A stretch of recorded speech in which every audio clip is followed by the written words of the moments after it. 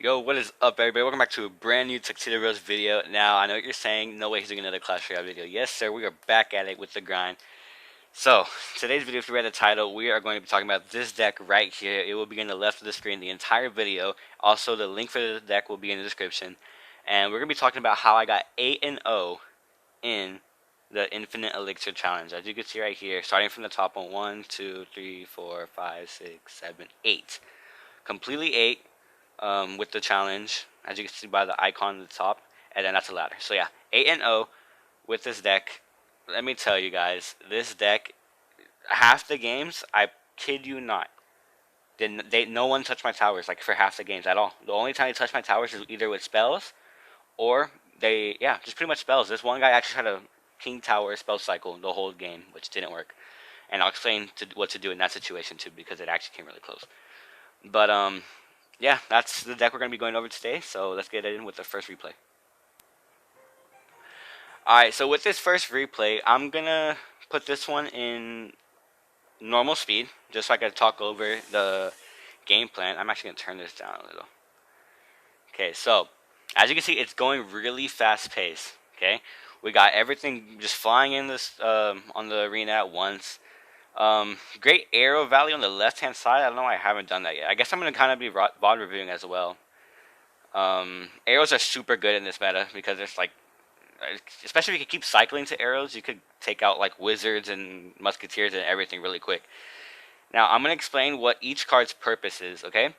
So this replay, I'm not going to be talking about the Firecracker that much because I want to focus on Zappies because that's what I use the most. This is only one game I used Firecracker and I didn't like it because I didn't really find a use of using it throughout this whole entire game, and I was like, I'm just going to switch it up with Zappies, and it actually worked better. Okay, Barb Hut. You want two in the middle as much as possible. One going facing the one side and the other one facing the other side. Trust me on this, you want as many Barb Huts right in the middle and high up as possible. Next card, we're going to be talking about the Royal Recruits. You want them to be all the way high up and splitting them. Unless they have a big push going one way, then you can put them all on that side. You want those all in the top. As you can see, every time I put the recruits, they're all the way in the top. You see that? Either to help out with big pushes or defend big pushes, alright? Arrows, you usually want the best value possible. So you see right now, if I use the arrows, I think on the left right now. Oh no, the right. Okay. I would have done the left now that I think about it. Bowler, I usually put it in the middle of the map. I don't know why I put it in the left. Later in the tournament, I realized the bowler's good right in the middle and splitting them. Every time I get a bowler, left and right and left and right. Same thing with Sparky, but instead of the Sparky in the middle, I put them on the edge of the arena, on the side of my king tower, on the side of my towers. That's wonderful arrow value right there. And as you can see, the only damage they took a little bit on my right, and then look at both their towers on top. All it is keeping the pressure up. Sparkies are always on the side. I like to put my bowlers right in the middle. Just right now, this replays, I'm not really like... The way I'm telling you how to play is not how it's playing in this game, and that's because I learned how to play it later. So you'll see why later. So I like putting my bowlers right where I put like the barb hut right there, just like behind it and like splitting them left and right. And then Sparkies, I would like to put them like on the left of the map or all the way on the right of the map. And then yeah. And then same thing with the Firecracker, with the Zappies, you need to put those, what's it called, in the middle of the map behind the Barb Hut as well, just like the bowler. And you'll see right here, these are going to be Zappy gameplay. The flying machine, you'd like to put it in the top, just like the Royal Recruits. This one I put in the back just so we could save up a little, make a little push going on to defend that golem. That's great rocket value there. You always want to take that. Look at that. Look at that rocket value. I think it takes everything out there. Yes, wonderful rocket value. You love to see it. Sparky gets a nice hit on the right-hand side. You always want... I think I put another bar put. Yeah, I should have put one in the little to the right on that one, so it goes both ways. Zapping's in the middle, as you can tell. Wonderful arrow value. I think I'm going to rocket one of those... No, never mind. Flying machine, you always want that in the middle. It doesn't really matter where. Just common sense and just put it where it best fits to take out some supporting troops, like in the middle of the map. Look how many bar puts. Look how many bar put that is. I wish I put that one a little right so it splits to get some more pressure. The reason why the Royal Recruits went a little far back is because the bar put didn't allow space to put in the front, so I put there. But you just want to put them as high as possible. That's really your defense tanks, and that's what's stopping the whole push, so you could have bowlers and Sparkies behind it. Those you want your Royal Recruits as like a little tank because they have like shields and everything, so it's gonna help out a lot. You want your flying machines in the middle. Look, I have two flying machines in the middle going both directions. Let me tell you this. You don't know how overpowered that is. Look at them. They're chipping away the Gob Hut. They're chipping away the Sparky in the middle. They're chipping away everything. Look at that one on the right. It just took out the Mega Knight. It's but that flying machine on the right's taking out those Musketeers really easily. The flying machine on the left taking out the Golem, and it's about to move on to the Sparky, then the Magic Archer, and then it's just gonna keep going. You want those in the middle. Same thing with the bowlers. You want those in the middle and Sparky's on the side.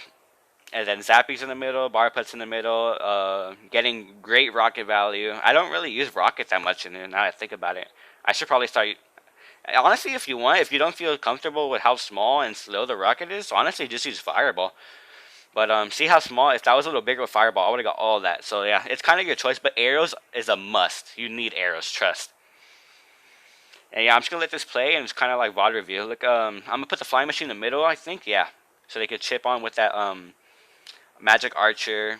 It doesn't die out fast, but see, you want the Royal Recruits to get those big pushes on the right. So it has the Mega Knight and the Golem and the Sparky. You want all your recruits to be on that side. Get another hut to pull that Golem because you don't want. I really didn't want to take any damage. That was like my goal because this was too easy. Trust. Royal Recruits, put them on the left, towards the left. Let's see if I do. Oh, they went to the right because that's Sparky.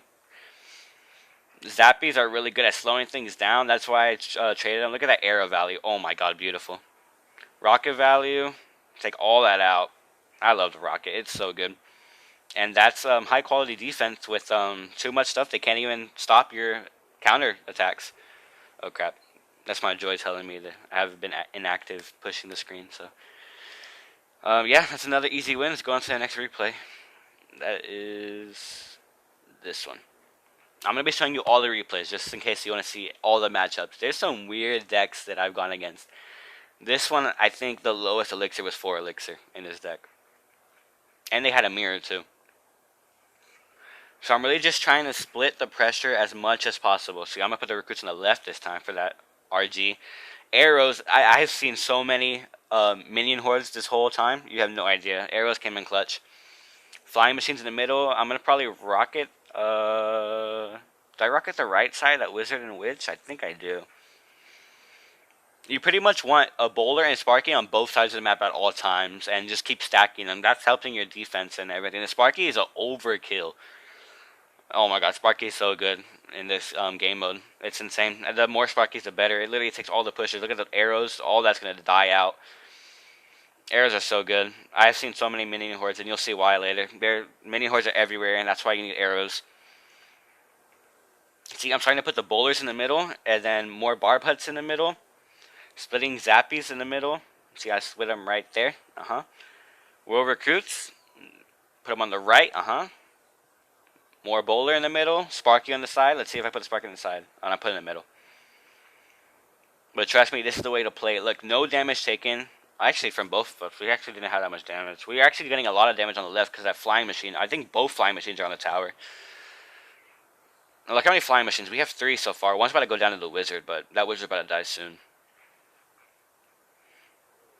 Now, I really don't know any other deck. Y'all probably thinking that like the Giant Skeleton's like the best card in this game mode, but it really isn't. It's really easy to defend.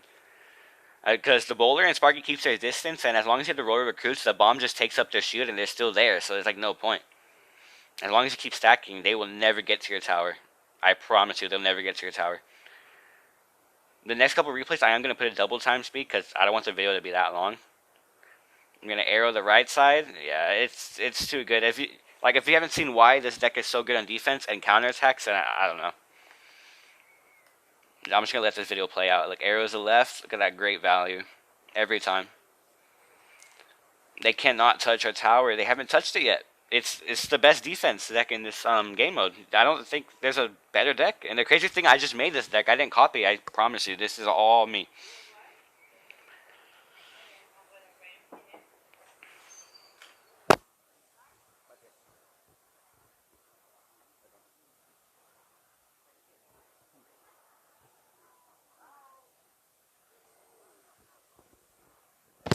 Sorry, I have to go mute for a second. Alright. This game's about to be finished right now. Pretty easy, no damage taken, like I said, and there's going to be more of those games to come, so just wait. Alright, on to the next replay. Now, I want to talk about the opponent's deck for this matchup because he has the Elixir Golem and a lot of cheap cards that are very easy to kill, especially with the deck that I have with Sparky and like the Hog. He had a Hog Rider, Elixir Golem, P.E.K.K.A. Wizard, Valkyrie, Arrows, and Furnace. I don't know if I said all of them. I think I did.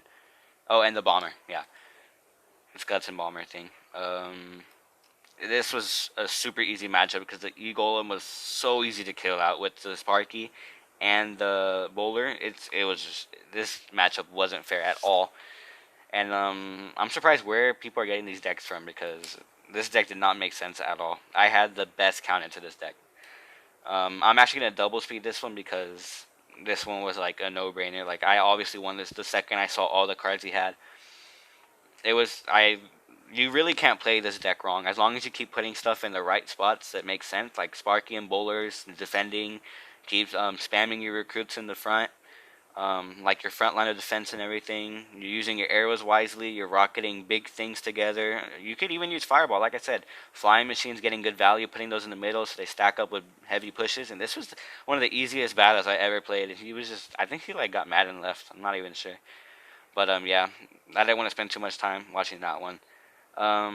This one was a good deck. I could see why he picked that one because of the meta right now, but he did not expect this deck because it's anti-meta. So I'm gonna rocket that because that's a really good value. I don't want to worry about those fire spirits because they wreck my royal recruits, and I really need those. So I'm gonna try to take out the furnaces as much as possible. I think I arrow the furnace with the witch right here.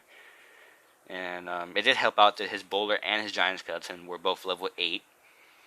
And this is the one where he started to spell cycle in my King Tower, and this is the only damage he got. Oh, on the right he got some, but I think that was the Bowler's thing, and he's lightning both of them too.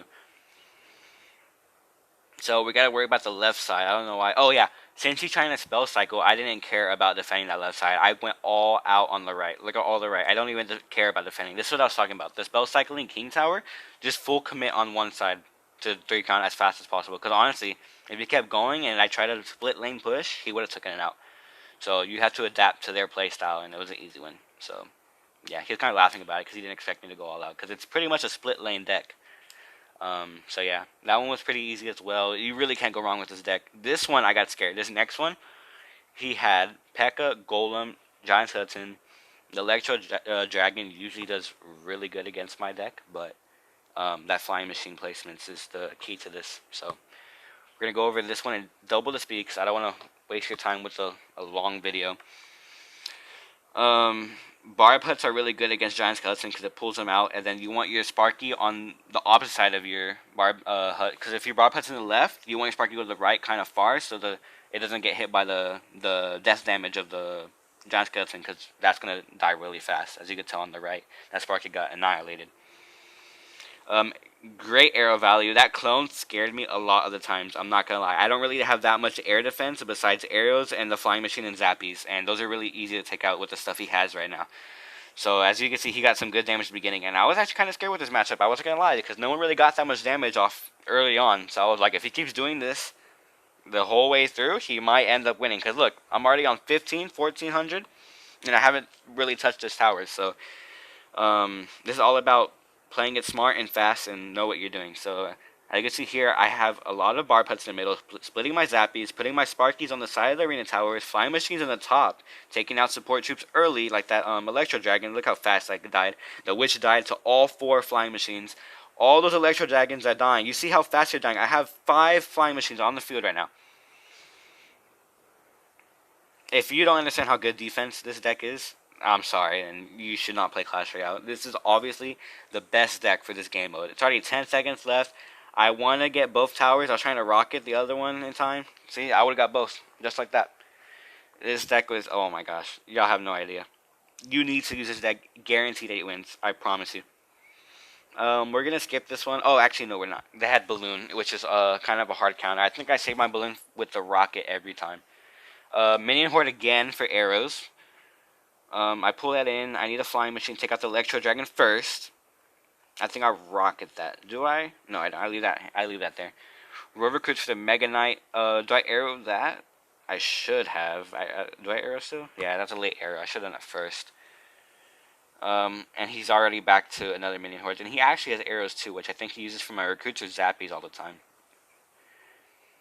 So yeah, flying machine. You need your good placements as well with zappies for this matchup, especially for balloon. That's your 2 air defense, and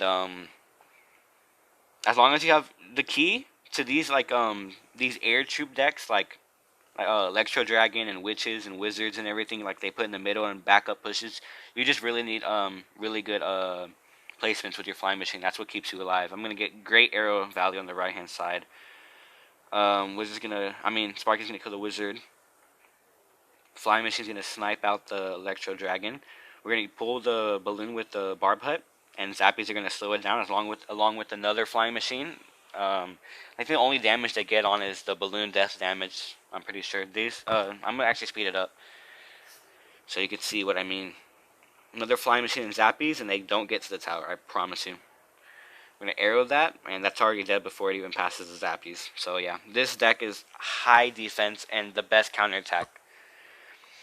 I'm always like above 5 elixir too. That's the crazy part. Unless I do recruits, but again, like this is a fast elixir challenge, so I really don't even have to show you the rest of the replays. It's like super easy. It's pretty much straightforward. Look at that damage on my towers. There's none. Sparky's over there getting a hit on the left hand tower. Right hand tower is completely gone. Yeah, I was just messing around putting that gob hut, not gob hut, barbarian hut on the left hand side just for fun. I already knew the game was over. This is how it was the whole challenge. It was super easy. Alright, next replay. Alright, and for the final match for the 8 flawless win for the challenge, we're going against another giant skeleton with Barbarian's freeze spell, which was kind of weird. I didn't really expect to see any freeze spells for this challenge. But did see a lot of giant skeletons, but that's why we have Sparky and support troops like Barbarians and Recruits to slow it down so Sparky doesn't die. Arrow value, as long as I keep cycling to arrows, the only arrow value I get is with Princess and Magic Archer. So yeah, great arrow value on the right hand side. And yeah, you're really just splitting all your troops. You would put Sparkies on left, the next time right. Same thing with Boulder, but you want those in the middle to help out with the Barb Hut. Because the Barb Hut brings it all in the middle, and then the Boulder kind of like the rock goes all the way behind them. So yeah, it's a pretty easy matchup. Yeah, I'm trying to just show you all the types of decks I went against. And if there's any deck that y'all think that could counter my deck, please let me know in the comments down below, because I really want to try to go against that deck with a high school player. If this challenge comes out in friendly battles in the clan, I'll definitely try to see if anyone could beat this deck, because honestly, I don't think there's a deck that could beat this one.